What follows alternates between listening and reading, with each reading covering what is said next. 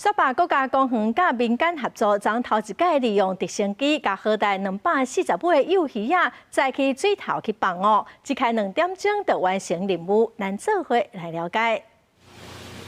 工作人员真细致，甲好大的鱼仔仔装伫地下内包好了后，送上直升机执行放流任务。 直升机飞到放流点了后，随用人力接管，行到苏格兰溪的源头。工作人员确认水流甲环境了后，甲鱼仔仔慢慢放落，搁检视适应状况。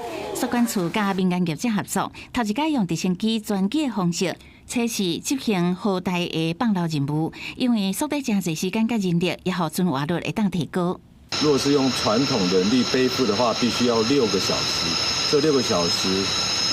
背负的人要有20公斤的承载，其实对鱼对人的来讲都是一个很大的一个考验哦。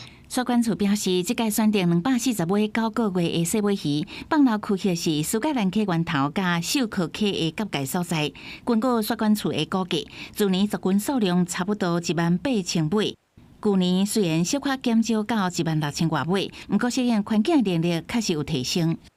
去年因为地震的关系，台风多次台风关系，所以会数量稍微减一些，可是还是到维持16000多尾的一个量，所以显示说，因为台风影响，它不会对我们储水量造成比较大的一个冲击跟影响。基因的奇异度是很重要的，对这些族群未来去应付各种环境的改变。重点是要如何让他们能够扩大他们的这些基因的变异度。所以在不同的栖地那它不同的环境那时间久了，它自然就会有一些不同的变异出来。 学者表示，目前7家湾溪数量差不多是5000多尾，下湾溪甲落叶尾溪族群原来有较侪尾，不过渐渐到进步啊。苏格兰溪是相对较新的放流点，除了生态无共流血的新族群，基因嘛爱增加多样性，才有法度应付环境的挑战，建立稳定的数量。记者采访报道。